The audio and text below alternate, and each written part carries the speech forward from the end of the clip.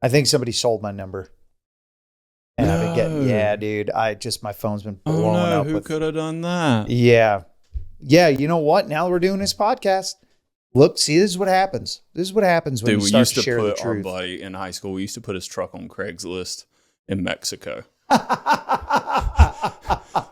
And this was... Dude, that is such... pure gold, dude. He would get phone calls all the time. We'd be watching film after, like, school was over. We'd be watching film before practice, and his phone would start going off. We'd always mess with him, like, cut his phone on ring when he wasn't looking, and it would go off during film. Dude, it was hilarious. That is such a good prank. I finally had to go to coach and tell him that's what we did. It was just a prank. Like, don't be hard on him. And he thought it was hilarious. I could do that with the coach I had my junior and senior year. If I did that to Tanny Hill my freshman and sophomore year, he would have ripped me.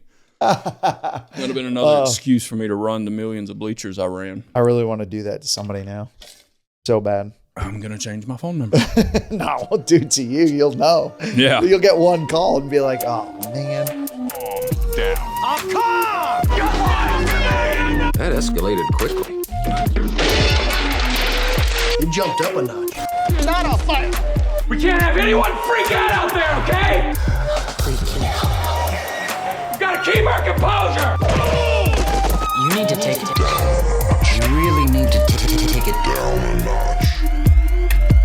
What I wanted to get to today with you was exploring how, I mean, my life's been pretty crazy. My true stories are pretty out there. Mm-hmm. I try to dial it back and not talk about it that much because I don't want to come across as somebody that just doesn't shut up. Although I am.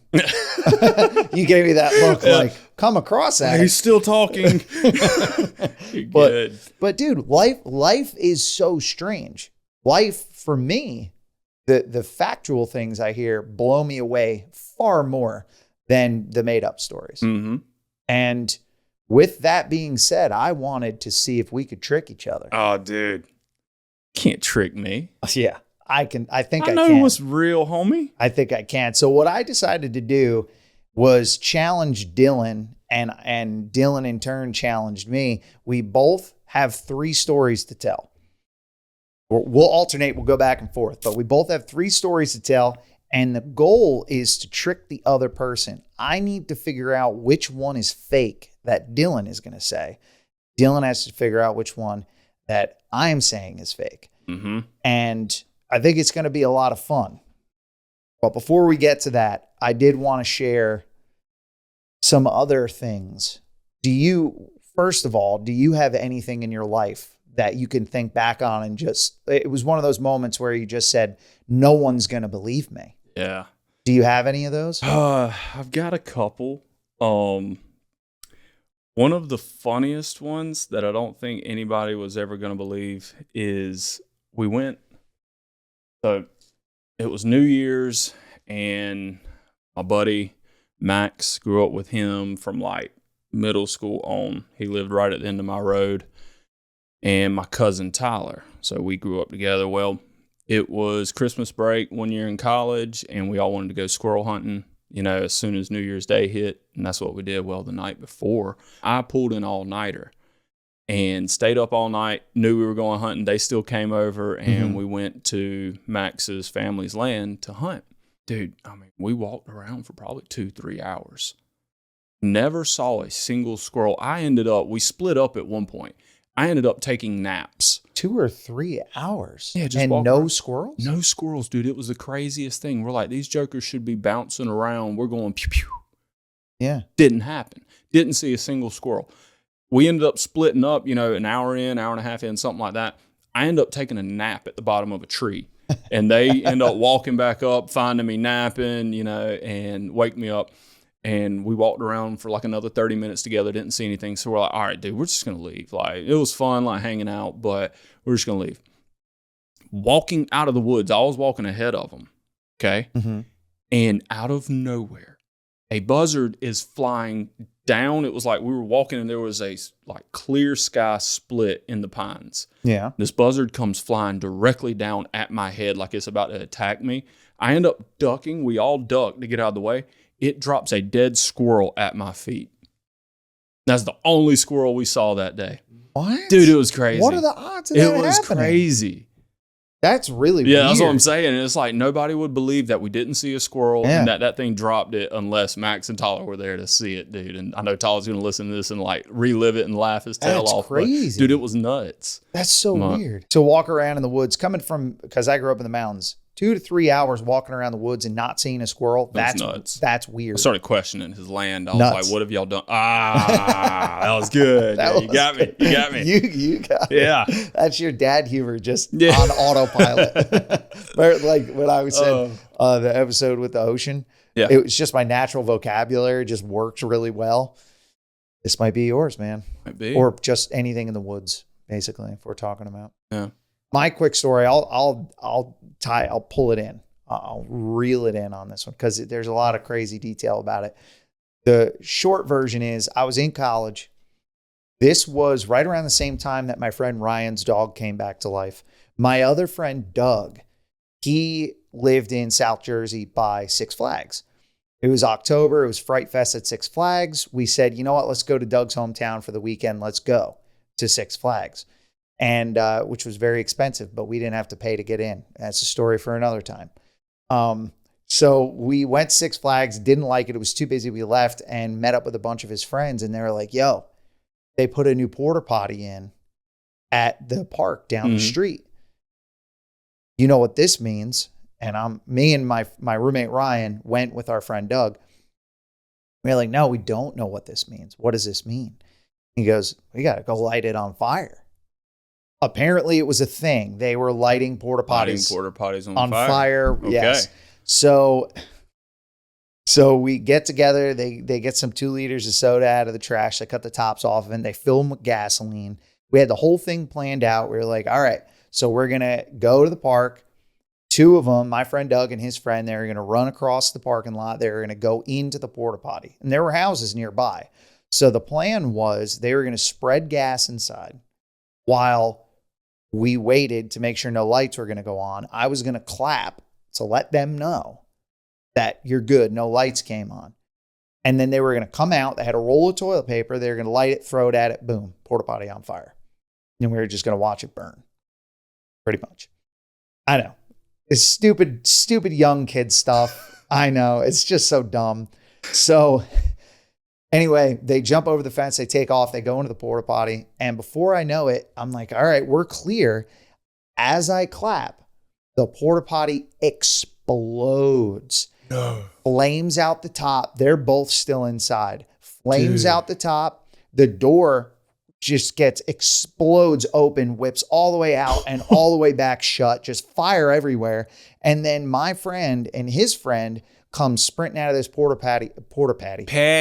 We're in Boston now. This porta potty on fire. Oh. Yeah. Because they covered themselves with gasoline. And then the other kid thought that it was a good idea to strike the lighter while they were in the porta potty with all the gas fumes.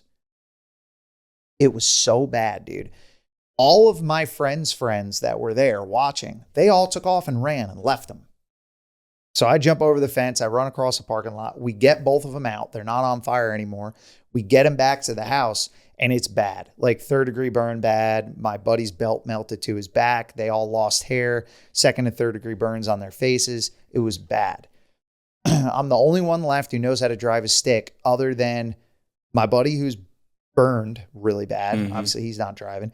And his girlfriend, who is inconsolable at this point. She ain't driving. Freaking out. So I know it caused you a lot of pain, Doug, and I'm sorry, but you gave me something that I may never have again in my life, and that is a reason to drive really fast. Yeah. So we loaded him up. I took off, blowing red lights, everything, just to get him to the hospital. Heck yeah. It goes on. His parents were at a wedding, so when they got the phone call, they obviously were pissed that they had to leave this wedding, come to the hospital. We leave, go back to his house. It's late. They're still dealing with him in the hospital and both the kids. We wake up to my friend's girlfriend knocking on the bedroom door, me and my roommate Ryan, saying Doug didn't come home from the hospital last night. What do you mean? He was just burned. Like, you guys told us he was good. That's why we left. Yeah. Turns out when he was being wheeled out of the hospital, he sneezed. And when he fell out of the porta potty, he landed on his face and we didn't realize it. It basically, I don't know if it blew him out of the porta potty or if he jumped out, but he landed on his face.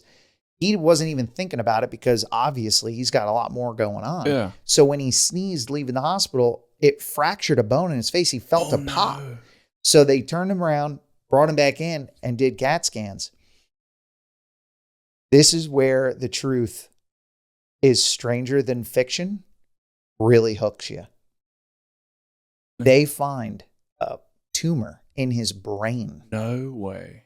Yeah. That never would have been found. If you didn't light the porta potty on fire. Yeah. And I'm not saying it's right to Don't light. go light porta potties on fire, but definitely get your brain checked annually. This is a fact true stranger than fiction kind of thing. So he had a Motorola Razr, which has been deemed the most radioactive phone that's ever been built. And he loved that phone. He was always on it. Guess where the tumor was? Right over his ear. Dang, dude. Yeah. Phones are. I know. So he got a medevac and was flown to Philadelphia, had immediate brain surgery, and it was cancerous and it was bad. And if left untreated, it would have taken him. Whoa. That's crazy, dude. That's it's a ridiculous story. I know. Wow. All right, so let's do this thing, man. I want to jump in. I want to alternate so that neither one of us is talking for like 15 minutes straight. Yeah. And you can tell them in any order you want. One game or best 2 out of 3? For what? Rock, paper, scissors. See who goes first. Oh, all Be right. a kid. 2 out of 3. 2 out of 3. Wait. Rock, paper, scissors says? Shoot. Yeah. Rock, paper, scissors, shoot. Yeah. Okay. Rock, paper, scissors, shoot. Oh, I can see it in your eyes. Rock, paper, scissors, shoot. Rock, paper, scissors, shoot. Rock, paper, scissors, shoot. Oh. Oh, you got me. All right. So do you want to go first? Yes, I'll go first. So okay. I've got 3 stories, none of which you will know. I'm locked in, man. Which are true or false. But I have... True or false. Yeah. I have 3 stories. One pertaining to myself, one pertaining to an entity I'm tied to, and another pertaining to research I've done. Okay, so you spread it out a little bit. I spread it out a little bit to keep you on your which. toes. You don't know which one's which, and quite frankly, I didn't for a little bit because they're so believable. Oh, yeah, I'm pretty sure that the one about you is going to be the fake one. Go ahead. Ever. All right, so. It's such a good deep fake. I went to college at Newberry College. Mm-hmm. Used to be the Indians, had their whole mishap. Now they're the Wolves. Go Wolves. When I was at college, there was something that always lingered. And getting close to Halloween, it feels fitting I tell this story. So there's a chapel, and there's a dorm across from the chapel. I think the dorm used to be the chapel before they built the new one because it's got, almost like a church bell tower type deal. Yeah. So we looked it up a minute ago. Obviously, Newberry College has been around since the 1800s. Well, yeah, a long time. This story pertains to the World War II era. So I'll keep names out of it, but John and Jane Doe, high school sweethearts. Mm-hmm. They met, they loved each other, they got married, and they went to college at Newberry, or started going to college. Well, the draft happens, and John Doe had to go off. And sad to say, John Doe did not make it back home. So this led Jane Doe, God, I don't know how long they said, but for months and months and months, she never knew what happened to him. Mm-hmm. And she started getting depressed. And finally, what happened was she got the news that John had passed because of the war. And she went up to that bell tower and jumped. Oh. Very sad. Mm-hmm. Well, the story around the college was always, around that anniversary of that day when she took her own life. If you look up at the bell tower, if it ever lands on, not a full moon, but a no moon, whatever that's called. I don't know. Rena's doing moon phases right now, and I should know this, but when the moon is completely dark, which is like very rare, but it actually happened when we were at the school, you can see a very faint white, almost like ghost, dude. Like seriously, like a ghost up in the bell tower. And it's her just pacing back and forth. Oddly enough, we always thought it was just a hoax, you know. They're just trying to, scare us into, staying out of that building. They have it barred, like welded. Oh, so everything no up to that attic and that bell tower is shut, almost like police tape shut off. And nobody will talk. When you ask professors or even townspeople that have been there a long time, you ask them about it, they won't speak on it, dude. See, is that the story? Nuts. That's the story, dude. Yeah, I don't like that because I want stuff like that to be real. I love you're tugging at my weaknesses here. Okay, that was pretty good. I'm going to keep my thoughts to myself until we get to the end of this. We'll see. I had to make notes on some of these stories because everything that I found, I didn't have it pertain to me at all. Oh, because I can call your bluff. I feel like you would have been able to call my bluff. So I wanted everything to be like third party kind of thing so that I had to tell it the exact same way and like make notes. First one I have. The Great Emu War of 1932. This is coined Australia's most bizarre battle. In 1932, the Australian government found itself facing a horde of emu. Sounds terrifying. It was after World War I. Those birds are nuts, dude. Kevin Hart's got a really good special talking about emus, like chasing them down and stuff like that. Have you seen that one? No. Yeah, he goes, he like stopped at the side of the road to go to the bathroom and there was an emu like in a field or something like that. And he like got mad and his buddy threw a pen at it. And they got back in the car and they're driving 25 miles an hour and it's running. And it's running straight, but its head is facing this way. And like the way he tells the story is so funny. Oh, dude. So anyway, it's after World War I, and a bunch of Australian veterans turned to farming in Western Australia as they came back. Crops were being trampled, devoured, and destroyed by thousands of emus migrating inland for food and water. The birds were so relentless that farmers pleaded for help from the government. Enter the military. Armed with Lewis machine guns, the Australian government launched a full-scale war against the emus. Machine guns, dude. On the back of Jeeps. On emus? The plan? Kill them all. That's what they wanted to do. Just kill them. Fair enough. So we're going to win this one. But it sounds straightforward, but it's not. Okay. The emus proved to be surprisingly elusive and very tough opponents. They scattered into small groups, running at speeds averaging 30 miles an hour. So you're talking World War I. Vehicles were not very off-road capable. You know, you're talking really old geometried suspension and poor quality ride with machine guns. So you're bouncing, you're trying to aim the gun. So they're running at 30 miles an hour. It became very hard for these even machine guns to like take out these emu.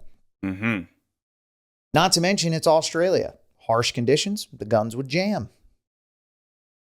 Reports say the birds even seemed to outsmart the soldiers by splitting into groups to confuse them. They knew staying together would make it easier to be killed. You don't mess with the emus. Clearly. It's documented in one hilarious historic battle that the military managed to kill only a few dozen birds before giving up. And they claimed that the emus won the war. The government eventually abandoned the mission. The emus roamed on, mostly unbothered by humans from that day forward. So yes, Australia once officially declared war on emus. And they lost. Wow. That's my first story. Okay. I'm processing what's factual about that story. It's fun. I have to refrain from Googling at this point. Okay. So, Australia, Battle of Emus.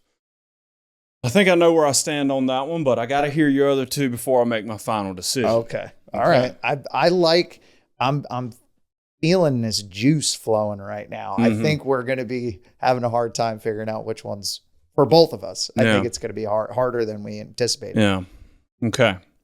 Second story. Nice. Hit me with it. All right, second story. So another college era for myself. Getting into my last 3 semesters. So last year and my last half of a year that I was at college, I decided to rent, had a house with my buddy. So he was a pretty popular guy in high school. Obviously, and he was like 30 minutes down the road, if that, from the college where he grew up. So he had a lot of connections, close friends that would still come by. Did I meet him? Hang out. I don't think you ever met him. Oh, okay.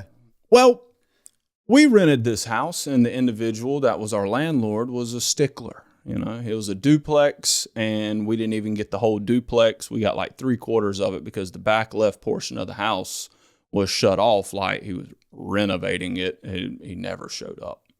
Never.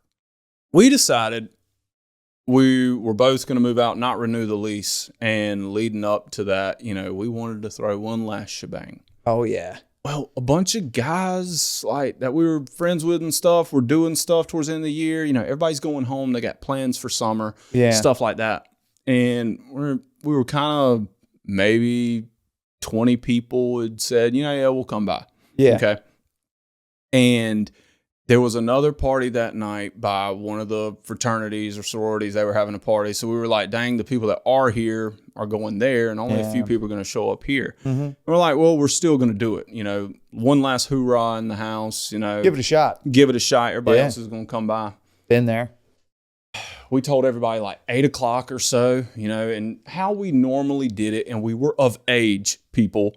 We lived less than 100 yards from the local bar that all the college kids went to. Nice. And it was literally just, it was called PRs, and we'd usually have a little, pregame or something at our house, hang out, set the mood, then go over to the bar, finish. And we never had to get behind the wheel of anything because we could just walk home. That's great. It was the best 3 semesters ever because we could do that. That's right. Keep it safe. Don't drink and drive. So we set it up, told everybody, 8 o'clock, and we're sitting there like, oh, okay, so-and-so said they'd come, so-and-so that said they'd come, about 20 people, I said. Yeah. 8 o'clock rolls around. About 5 of them showed up. We're just hanging out, playing pong, stuff like that, playing some music, hanging out. 9 o'clock shows around, maybe 5 more people, 10. We're like, okay, well, by 10 o'clock, we're going to be at the bar. 9:30, nobody else shows up. We're like, well, we might actually go over early.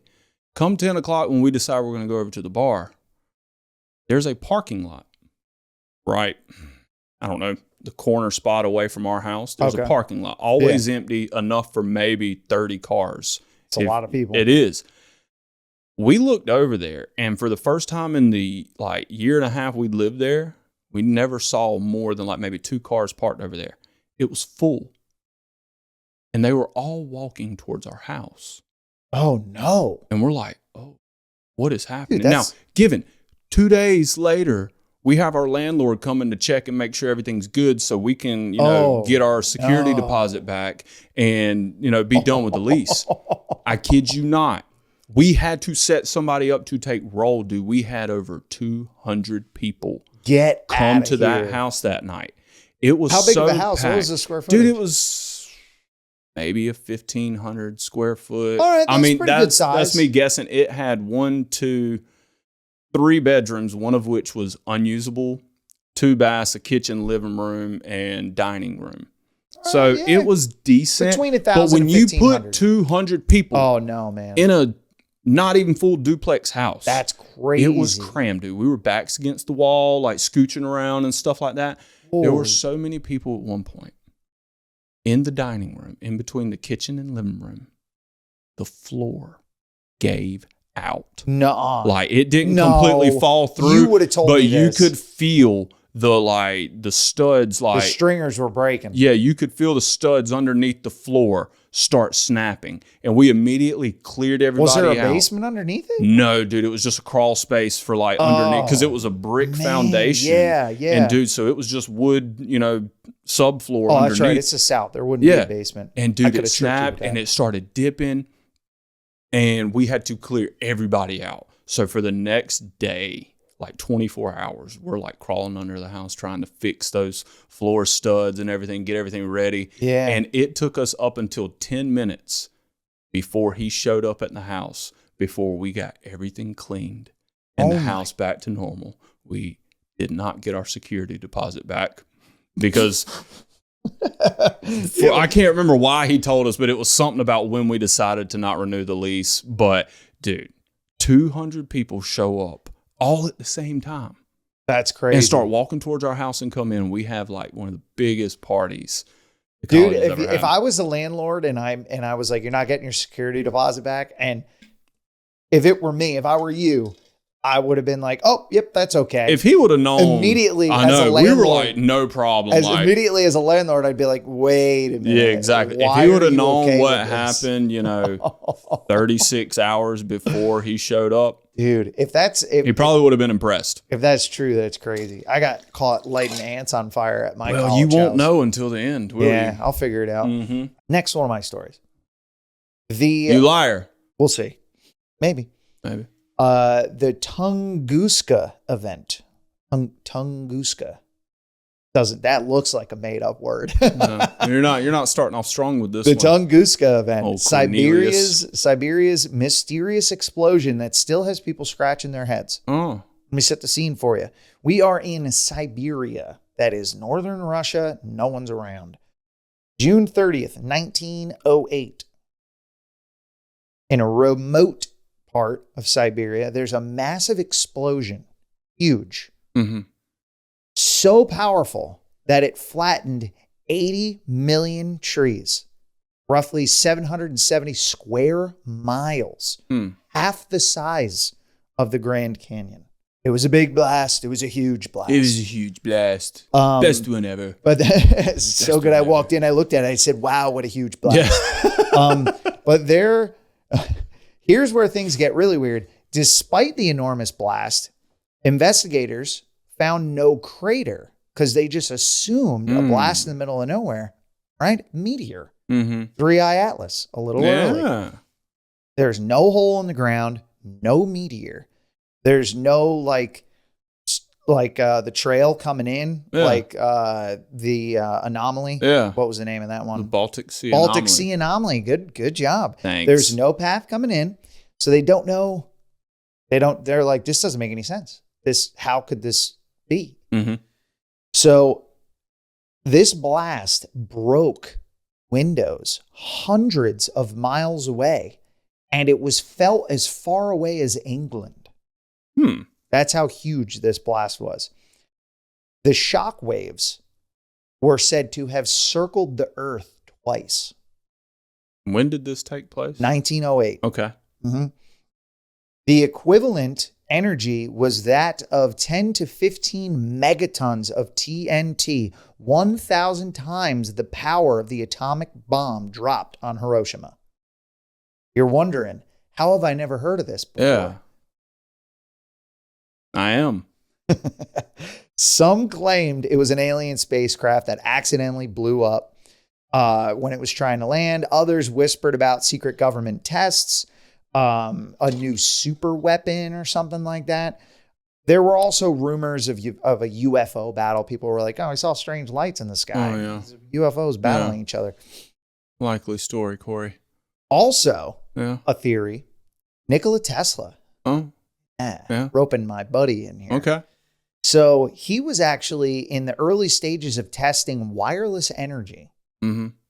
He claims that he attempted to transfer the energy from one site to another, but the energy was never picked up on the other end. Some people think that it actually wound up going to Siberia, and that energy is what destroyed those trees. Oh, really? That's a theory. That's a cool theory. Wow. But what really happened, like what they're saying probably did it, is after decades of investigation, scientists settled on a more grounded theory. So still not proven, but this is what they settled on. But also equally as absolutely insane. The explanation was that a meteor did in fact cause the explosion. However, the fragment of the meteor that entered the Earth's atmosphere actually exploded midair before it made contact with the ground. And that's why there was no blast crater. Oh. Mm-hmm. Kind of like a chemical reaction, and it just popped. Okay. But yeah, that's the story of the, let me try this one more time. And that's the story of the Tunguska event. Tunguska event. Okay. Siberia's so emus, Tunguska. Siberia's most mysterious explosion. All right. There's some dots connecting. Yeah, could be real. We'll see. Could be. I got to hear that last one though. You know, This is also just an episode about lying. how good we can be at it. So, all right. You ready for my last one? Yeah, let's do it. Okay. Dude. Hit it with This it. one I did a lot of research on. I love it. One thing that sparked, like, when we were coming up with ideas for this episode, it made me think of, this might have been one of the episodes that we didn't get out. Something happened when we were recording, but it was when we were talking about government theories and like specifically about the Cold War and how there's a lot of stuff that was kept under the wraps during the Cold War. Okay. Yeah. So what I found was there was an individual, he was almost like a black ops operator. Oh, I love these stories. Dude, it's keep amazing. going, man. So that's awesome. they release no names. It's all declassified. Redacted. Yeah, like redacted information. Yeah. So they've, Jane Doe, John Doe type deal. But basically, this guy was a black ops operator. Okay. Okay. So he was involved in, if you remember the Cold War, it was just, missiles on missiles. Yeah, like, it ready. was intense, dude. Stuff's There's ready a to lot pop going off on. at any given moment. For sure. So Fidel Castro was, oh gosh, how many assassination attempts did we try on Fidel Castro? Like, it got dirty, man. Like it did. got And it was like over dirty. 100 attempted assassinations on Fidel Castro. Really? Yeah. This specific operator was sent to the Bay of Pigs invasion. Oh. Okay. So he went out to the Bay of Pigs invasion and he was part of, like, it was a conglomerate of the CIA and like one of the military special forces that made up this black ops unit. Yeah. And it was authorized by JFK. Okay. And he was sent there during the Bay of Pigs invasion to assassinate Fidel Castro. Okay. He did. A body double. It wasn't the real Castro, but while he was there, he assassinated what looked like Fidel Castro, and they didn't release any information on it at the time because obviously they weren't sure, and it turned out that it was not Fidel Castro. Which is very common. They do political body doubles, Exactly. or at least they used to. I don't know if they still do. And the thing about it is Castro himself found out about it, and Castro, I don't know if this was known or not, but he was kind of buddy partnering with the Soviets and like Russian forces. Yeah. What he did was, before this black ops operator was able to get out, he was captured by Castro's real crew. Oh. Okay. And as part of a deal that he had with the Soviets, like, just because it gets crazy. That Castro had with the Soviets? Yeah. Okay. So he sends the guy, I wish I knew his name. I wish they wouldn't redact it. The operator. Yeah. Just they call him sent, the operator. Yeah, the operator. He traded the operator like prisoner swap with him. So he got something from the Soviets. I'm not sure if it was a person or what, but and all the it said, operator wound up in the Soviet Union? he wound up as a prisoner for the Soviets. Oh, man. That's so bad. Yeah. What they did to this guy is they sent him to a place called Vorkuta. Okay. Ooh. Yeah. Vorkuta. They sent him there, and it was a brainwashing facility. You remember how the CIA and MK Ultra and all that was going on? Yeah. The Soviets were tampering with it too. Yeah. And what they did was they brainwashed this guy for God knows how long. Okay. Okay. Then they do a prisoner swap with the U.S. to give the black ops operator back. Oh my God. It would be the perfect cover. Yeah. So that's what they did. Okay. So they trade him back. Now, the Soviets' plan during this time was to release a type of gas, like Nova 6 gas is what it's called in here. Yeah. And it's almost like a radiation, nuclear mixture. Basically, if it releases in this area, people were going to die. Yeah, like instantly. It's like gas chamber type stuff. So what they did is, with the amount of swap that they did, he wasn't the only operator. They swapped out several operators and other things with the U.S. and stuff. Yeah. they planted moles. These operators that they traded back were basically moles sent to different areas of the U.S. They brainwashed them with numbers. Okay. And during like the late 60s, when the Cold War was getting to its peak. Oh, there were so many Soviet agents in the United States. Exactly. Sleeper cells. Exactly. They were sleeper agents, sleeper cells. That's a good one. What they did was they broadcasted these numbers that they brainwashed them with. Oh. In the U.S., like I said, a lot of this is redacted to a point where we never heard about it until I'm guessing someone on their deathbed like released some of this stuff. But what happened is the U.S. was, when we were talking about, fingers on the button, when we were talking about UFOs, how the U.S. has almost hit that button like hundreds of times. Mm-hmm. This was a finger on the button situation to where the U.S. could not figure out like what was going on. They just knew an attack was about to happen on the U.S. They didn't know if it was coming by air, land, sea. They didn't know if it was a strike. But what was really going to happen was pockets of this Nova 6 that they had funneled into the U.S. was going to get released. Mm-hmm. As soon as the broadcast hit in the U.S., the numbers would trigger these agents, and they would then release whatever gas they knew. Because I guess when they were brainwashing them, they let them know the pockets of Nova 6 that they had left across the U.S. Yeah. All of which have been found and taken care of. Like, right. Because if they weren't successful, they didn't, it would it's have been still left lingering, there. and we're like, any day now we could get gas. That's dangerous. By theory. So what they did was in the last minute, like they kept this guy in lockdown, the Black Ops operator. They kept him in lockdown and somehow reverse engineered his brainwashing. And he ended up like realizing, oh crap, that's what these numbers mean. They hunt down. So he could tell the government. Yeah, they hunt down the broadcast station, which was right off the southeast coast, heading towards Cuba. Yeah. It was partnered with Fidel Castro, and it was on a Russian naval ship, but it was disguised as a U.S. naval ship with Russian operators who were going to release the broadcast. Oh my gosh! And they ended up stopping it in time, and that one agent helped, get all the Nova 6 stuff out. But dude, could you imagine you're sent on a Black Ops operation to Cuba to assassinate a world leader that is doing all kinds of crazy stuff? Yeah. You get captured, you get sent to Russia, you get brainwashed, you get sent back home, and out of the blue, like he was normal. That's the thing in this report. Because he would have been. Yeah, it says he was normal all the way up until the point like some numbers started coming on, and they're like, what's going on? Why is he acting weird? And then they pretty much interrogate him for God knows how long. Like the CIA gets a hold of him and interrogates him and breaks him. And he's like, I remember now. Like, this is what happened in Vorkuta. That's like the Winter Soldier in real life. Yeah, kind of.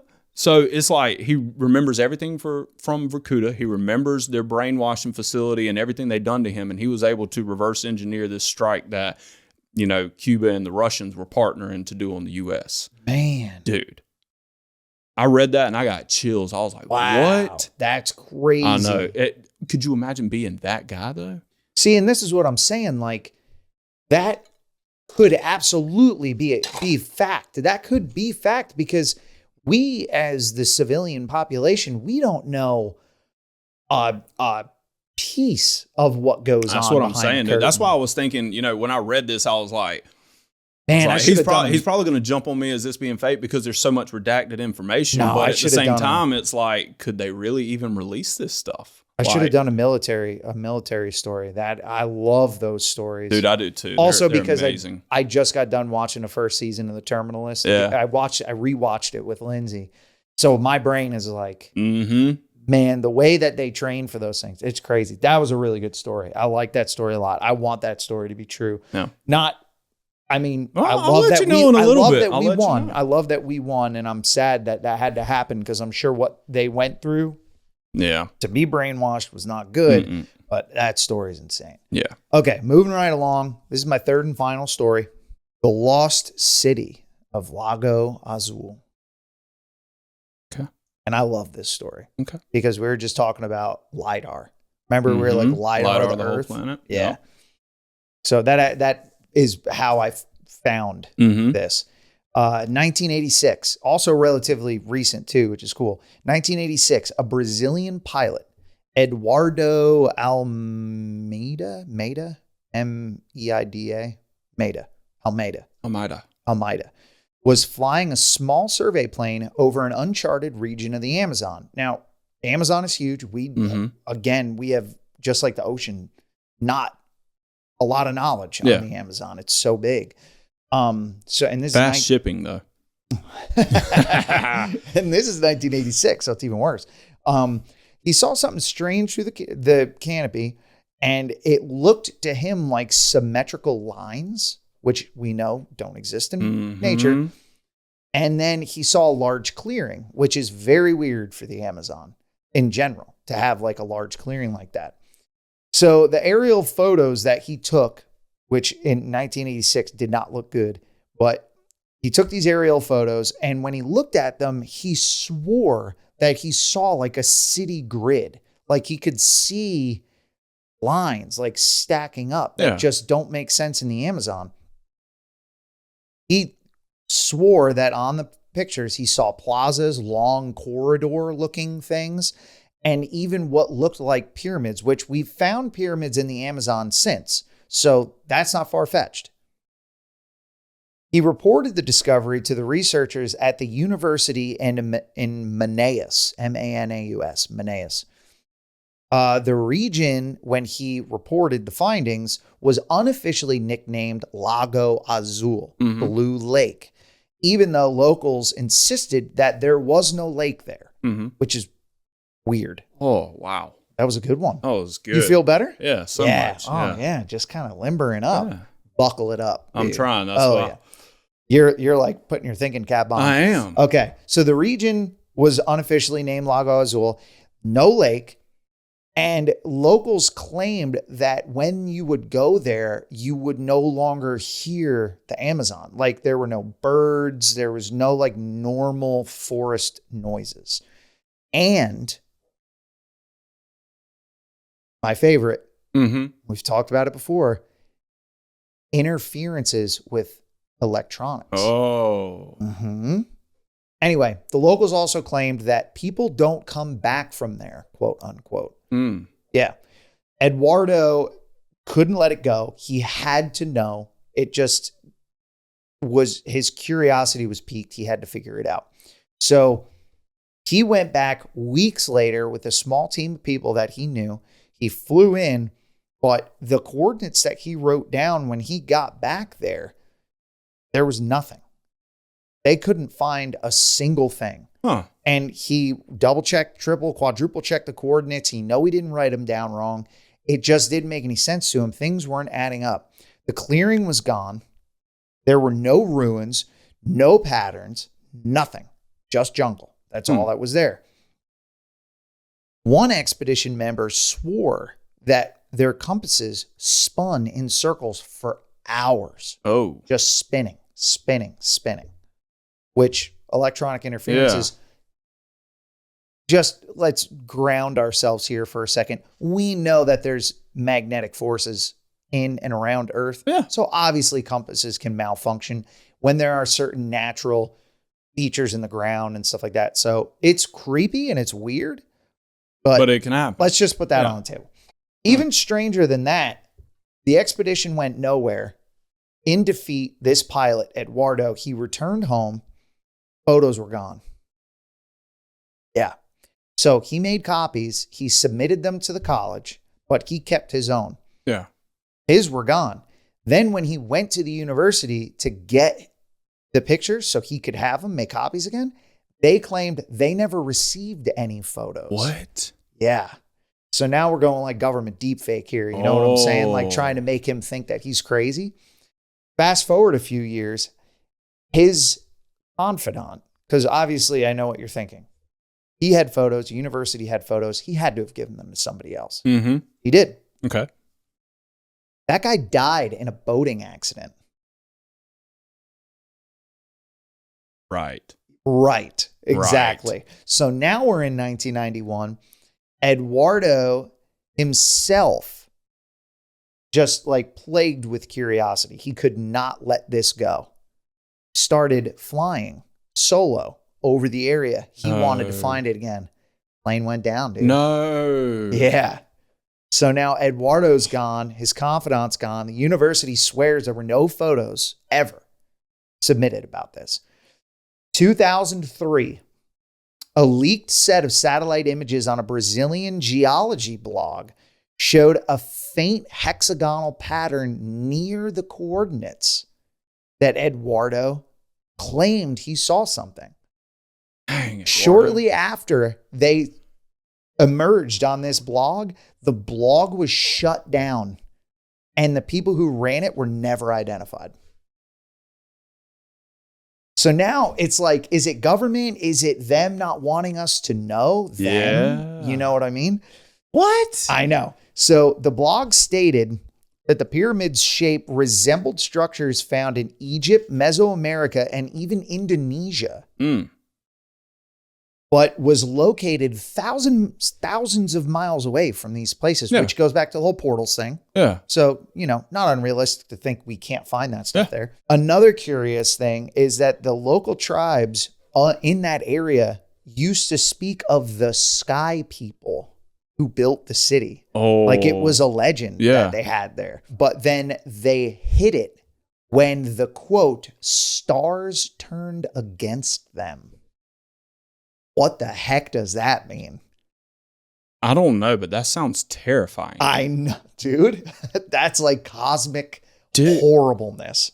Oh, man. But this is why I like this story the most, because we can get even more recent than 2003 with this. What? Yeah. 2009, there was an interview with a Dr. Lena. Oh, man. I should have practiced these. Moreira? Moreira. Moreira. Sure. Yeah. She was a geologist who claimed that she was part of Eduardo's original group that went in 1986. Okay. And put a group together. The final expedition, they called it. This interview was recorded, but the tape was never released. But the transcript briefly appeared in an academic forum before it was taken down, very similar to the blog. This is what she said. And this is why I saved it for last, because this one's got a lot. I've never been back. I won't go near the Amazon ever again. Something is still out there. And if it wants to stay hidden, we should let it. That's what this woman said in this interview, in the transcript. What? Oh, dude. Dude. Ready for this? No. 2017. I know, dude. This is like a thing. It's still going. I can't believe I never heard of it. In 2017, a Canadian backpacker posted on a conspiracy forum claiming he'd stumbled across perfectly square stone steps in a remote part of the Amazon. He shared the GPS coordinates. And where do you think they were? Where Eduardo said. Where Eduardo said there was a structure. Yes. Within 24 hours, the post was gone. Dang. It's like the NSA or like something is like, it's so on top of it. Dude. So his account was scrubbed and users trying to access the thread, their IPs were banned immediately. What? Yeah, dude. Like literally like, do not talk about this. Shut up. That's basically what it was said. So it went from being originally called back in the day, they called it the lost city of Lago Azul. But now the internet and sleuthers on the internet deem it the Lago Azul incident because it just keeps perpetuating. Yeah. Yep. Holy cow. I know that was a lot to take in, but it was a crazy story. Dude. I know. I trimmed the other ones down for sure, but that one I felt like I had to put a little extra mustard on it. So, okay. All right. So let's that's recap. Tough. Let's recap. So your stories were the ghost in the tower. Yeah. You almost breaking a house. Yep. Ghost in the tower. Crazy historical party in college Historical that party I in actually college. threw. And then the Black Ops guy that was The redacted brainwashed by operator. Russian. Yeah. by Russian intelligence. Okay. And then yours were Yeah, they Australians fighting the emus with machine guns. The Great Emu War of 1932. Nikola Tesla, he had a power outage that ended up blasting down 80 million miles of trees. Yeah, so that was the then- Tunguska event in Siberia. Yeah, and now we've got Eduardo's coordinates that keep getting scrubbed. Yeah. Huh. Do you want to guess first, or do you want me to? I'm going to guess first. All right, you guess first. All right. Yeah, and if you I feel like your mindset on this. You throw can- me off with a crazy story first to kind of get me in the mindset to not pay much attention to the next two. Because you knew that I would think that emus being fought by Australians would be far-fetched. Whereas I believe it. That one's true. it is in fact true. Dude. Yes. The Great Emu Boom. War. The Great Emu War. I knew it because Australians are crazy, dude. They would be the ones to fight emus. I know, dude. That would be in Like, Australia. how else do you take down an emu? Yeah. Hold which the applause. just Hold it. goes to show fact is stranger than fiction. It is, That dude. is weird. All right, now we've got the blast Mm-hmm. and the crazy coordinates of Lago Azul. Lago Azul. All right, on that. This is the tough one. Yeah. All right, the Indonesia or Siberia blast. Siberia Blast. Yeah, the Siberia blast. 1908. 1908 or Lago Azul in more 1986. modern times. Which one's easier for Cory to come up with that's false? Lago Azul is fake and Tesla's story's real.